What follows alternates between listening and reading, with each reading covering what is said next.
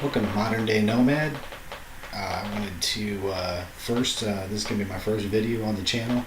I want to introduce myself a little bit and let you know a little bit about what I believe, both politically and through the religious aspect. And obviously, those are the two things that we're told we shouldn't talk about. So that's why I very much probably enjoy talking about them. So, get a little background about myself. Growing up, I grew up in sort of a Seventh-day Adventist environment. Most of the influences I have from a church perspective is from Seventh-day Adventists. My grandma was a Seventh-day Adventist, and we were around those church members quite a bit when I was young. Um, Outside of that, I would really say that I didn't really believe in religion. I didn't believe in God. Probably, I don't want to say that I didn't believe in God. Maybe I did, and I just didn't really care. Didn't want to put too much thought into it.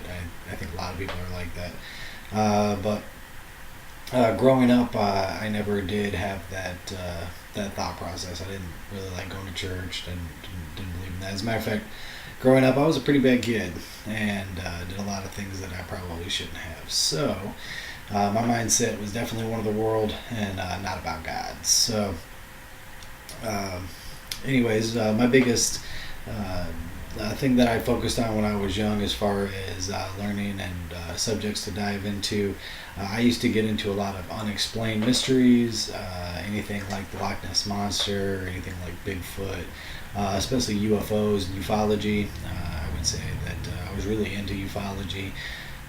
Even when I was 17, I believe that I saw a UFO flying. So we walked back from a small town we were at. It took about 4.5 hours to walk back into my town, and just about four of us. And it was late at night, and we saw a red light in the sky, and it kind of blinked off and then shot off into the distance. So that gives you a little idea where my mindset was before I became a Christian. Again, I was a really bad kid. I definitely did a lot of things that I shouldn't have. So, um, yeah, I got to be 19, and I had really dived into a lot of drugs, a lot of partying, fighting, and one day when I was 19 years old, I was at a buddy's house, and I had earlier in the year, just like maybe a month before, stopped smoking crack. That's what I had done. So I had gotten to the point where I was smoking crack at 19 years old.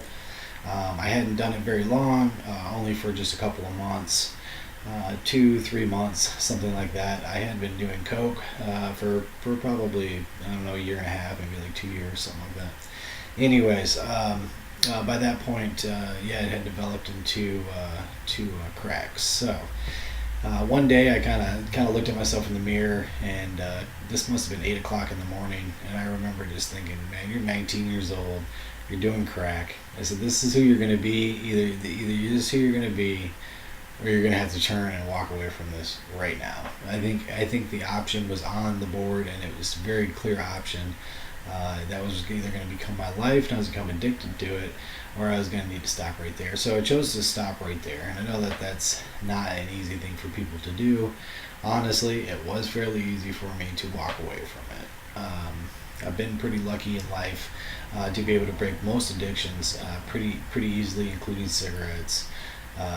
So I will, say that as you might, but I walked away from it. And in the process of going through this walk away from drugs, actually, specifically that, I was still doing a lot of other things.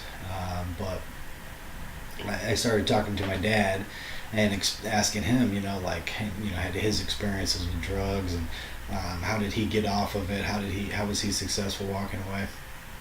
And I remember my dad, who is now very much not a believer in God, telling me that Jesus helped him through it, and that if I wanted to really get away from it, I had to turn to Jesus for help. So I told him, and I remember this is probably Friday night.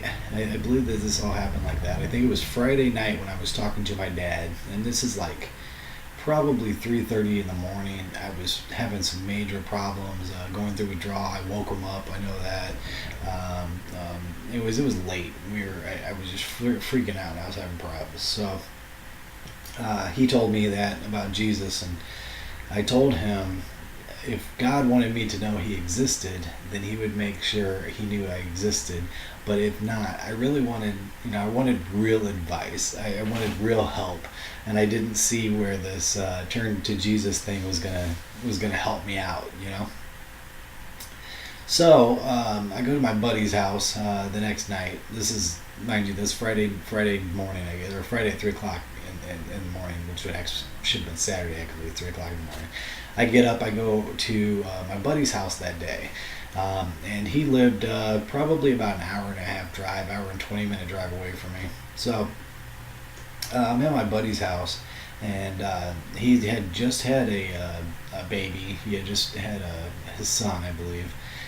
Maybe it was his daughter, but I think it was his son. And they couldn't smoke in the house. They couldn't do anything in the house, and I wanted to smoke some weed with them. So we ended up going into his bedroom, and he's twisting it up. And as he's twisting it up, I start to feel a little funny, and I don't know what it was. I started feeling a little weird, but he lights up the joint. He takes a hit. He hands it to me. I take a hit. I hand it to him. He takes a hit. He hands it back to me. And by this time, now I want you to keep in mind, this is before. Nowadays, people have really good marijuana. This is back when that was not the case. I was a very experienced drug addict at the time. I was coming off of a lot of drugs. Marijuana did not have that much of an effect on me. So when I tell you this because I have been accused when I tell the story of hallucinating from the drug, from marijuana, which doesn't do that anyways, let alone the stuff that we were smoking back then, let alone 2 hits. 2 hits is all I took. So I take 2 hits off of this, and all of a sudden all the walls around me start closing in on me. Start getting a panic attack, this like really bad anxiety attack, right? So I start seeing this cat that he's got coming in the room, coming out of the room, coming in the room, going out of the room, coming in the room. It was really freaking me out. So I decided to take off. I didn't even tell him. I didn't even anything. I just got up, turned, and I ran off. We were into some stuff back then, and I'm sure that to him, it probably seemed more normal than it would to most people, but at any rate, I took off. I run out to my car, start my car up, and I go to take off. And I'm telling you, I get into, all of a sudden this feeling comes over me, and it's kind of like this fire that just engulfs my soul, and like I get taken into this like trance-like state where it's like a voice was talking to me, but not verbally. It was like a voice was talking to me in my head, in my heart, and it was just clear as day, showing me things, showing me, here's the life that you're living, here's the life that if you keep on headed down this road, here's where you're headed. Friends of mine going to jail, people were going to jail left and right around me anyways. So, this stuff was very visual, and, I don't want to say it was any kind of a prophetic thing or whatever, but I think it was just something showing me, hey, you better get, on track, or this is where you're headed. So, I drove home. It took me about an hour and 20 minutes to get home. I was so freaked out, and just immediately changed. I overnight immediately changed. It was so intense and so real. It's a shame I've kind of gotten a little away from it. This is, I'm 39 now, so that was 20 years ago.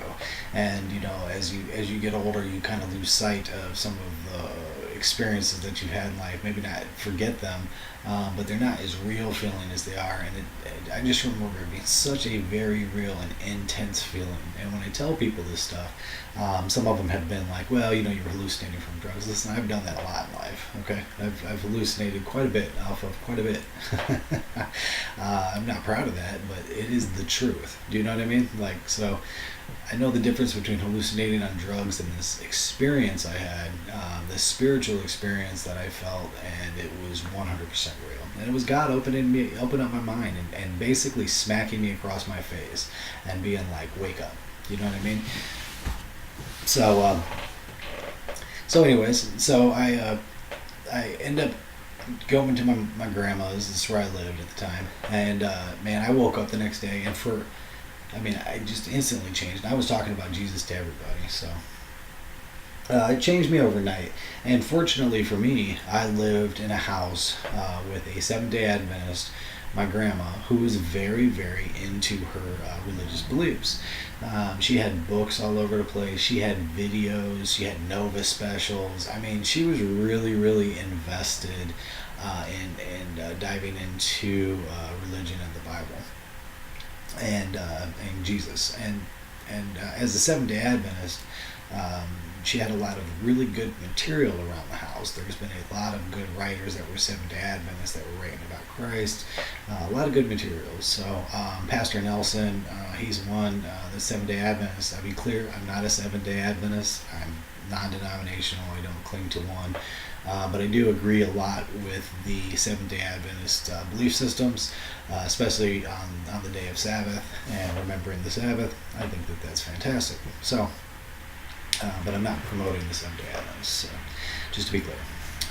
But anyways, Pastor Nelson was one of them that really opened my eyes to a lot of, again, Seventh-day Adventists are very into their studies. They really are. And they really, really do a lot with the writings, and they understand stuff. And he really broke down a lot of prophecy, and he broke down a lot of things in the world. Like, for example, like bringing awareness of the Catholic Church and some of the things the Catholic Church done.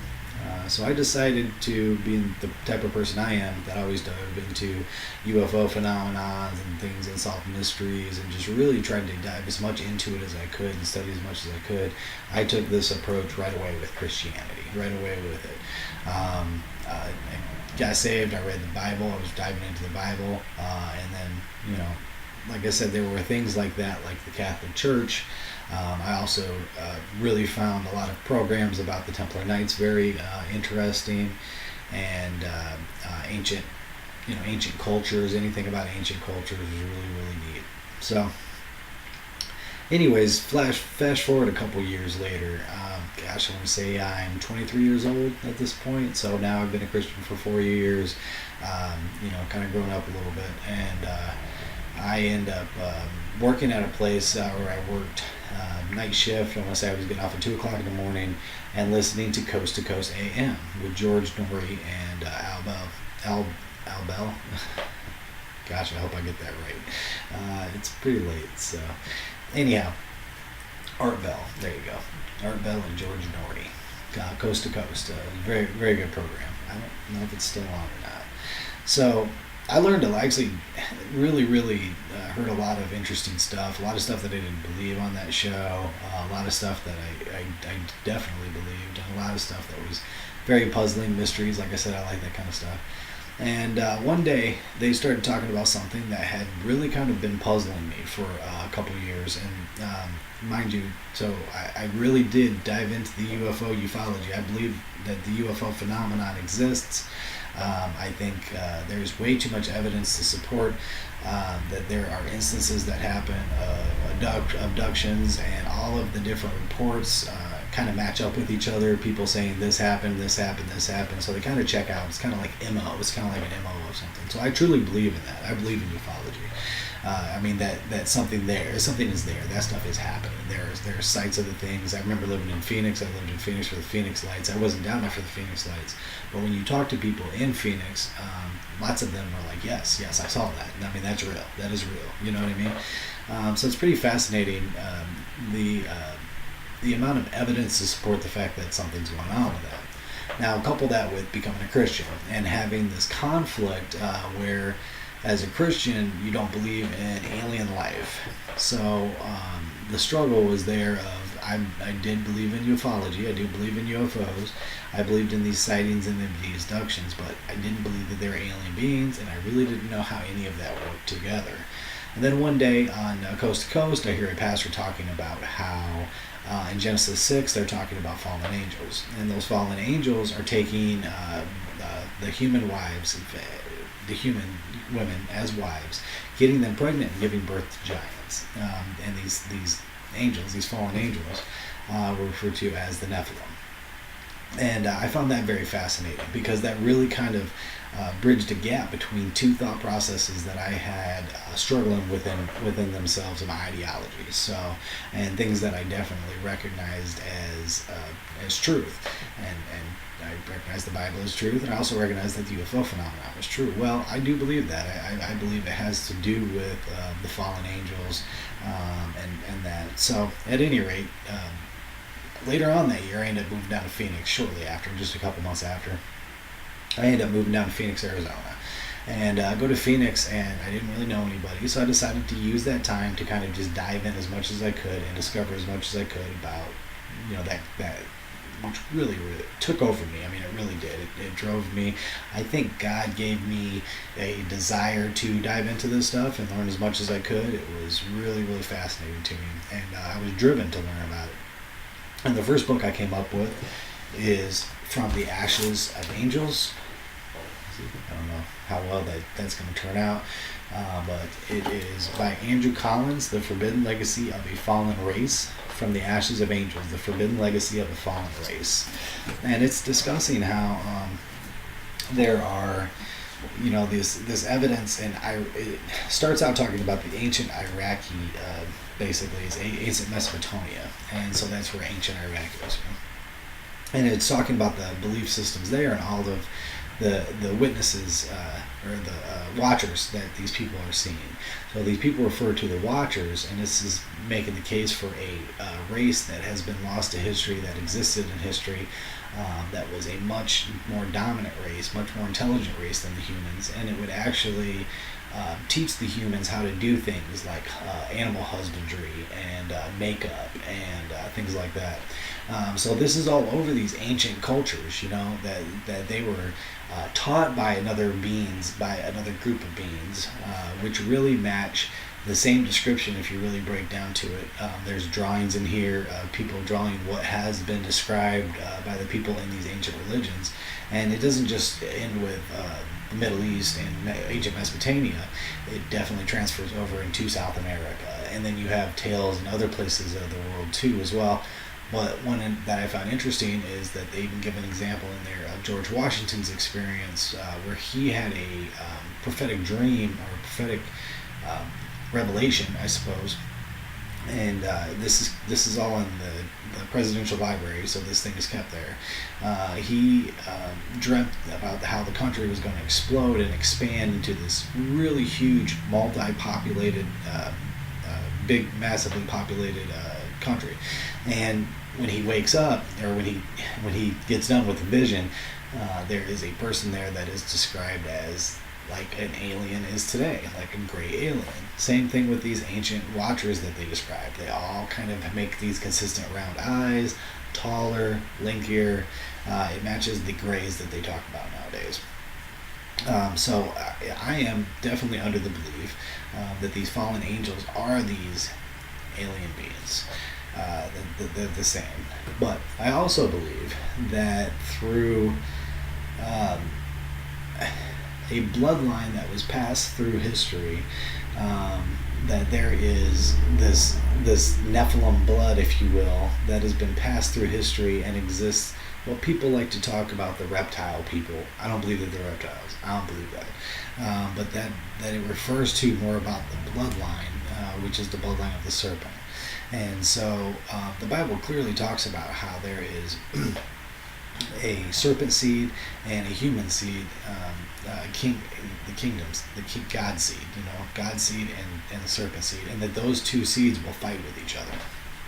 And I think when you really bust down history, you can definitely see the intertwining of those seeds fighting with each other throughout history, and that's what I hope to really kind of dive into on this channel a little bit and try to show some examples of how throughout history the serpent seed has set to conquer and destroy the world and become a world dominant force. And all throughout history there existed this God seed that fought against that that serpent seed as they fought for as it fought for dominance of the world. And the thing is that the God seed, children of God, never sorry, never tried to conquer the world. It was the serpent seed that tried to conquer the world, and we see that through alliances within royals in Europe, especially through a lot of secret societies. When you get into Masonic Lodge, you get into the Rosicrucians, you get into a lot of these secret societies, the Skull and Bones. When you get into a lot of these things, that you see they're all really connected, especially in political environments. So anyways, that's what I hope to get into this channel, is really to point out these connections between in history, how it's floated, and exactly God's promises. When God has said, hey, this is going to happen, and this is going to happen, and this is going to happen, and a lot of the things that we're seeing now are fulfilling major prophecies in the world. The push into a one world government, at the core of all that, what you're talking about is this demonic seed. It is this serpent seed that's fighting against the children of God. That's the seed that's going to take over the world and become a world government. And you can see, we'll give examples of in history when that has popped up and happened before. And what you call those is kind of beta runs. Those are kind of beta runs to see how to go about implementing full control of the people. And as you can see in history, as we've gotten to the chance now that we are doing, the NSA, we got Facebook, we got Google, we got things like that are really focusing the world into a smaller little bubble that could easily be controlled, monetized, and enforced through lawful action. So it's interesting, the world that we live in today, and what we see with, in my opinion, the only president that in my lifetime, I'm not a Republican or a Democrat. I actually have never voted. I've never liked a president. I've always thought there were two sides of the same coin. As you can see with the hat that I'm wearing, I do now support a president. I don't believe that President Trump is one of these people. I believe that he recognizes these people for who they are, and he is actually the first president we've had to actually fight against it. I think at one point in time, one of our presidents did try to fight against it, and that was John F. Kennedy, and he ended up getting assassinated. I have seen, there was videos that came out just a couple weeks before he was assassinated where he talks about the shadow government and how the government should not be allowed to exist. So anyways, I just wanted to touch real quick on that and let you guys know what this channel was going to be about. Hopefully I can dive in a little bit deeper into some stuff later, and thank you. If you like what you heard, like, subscribe, and look forward to getting more content from you soon. Thanks.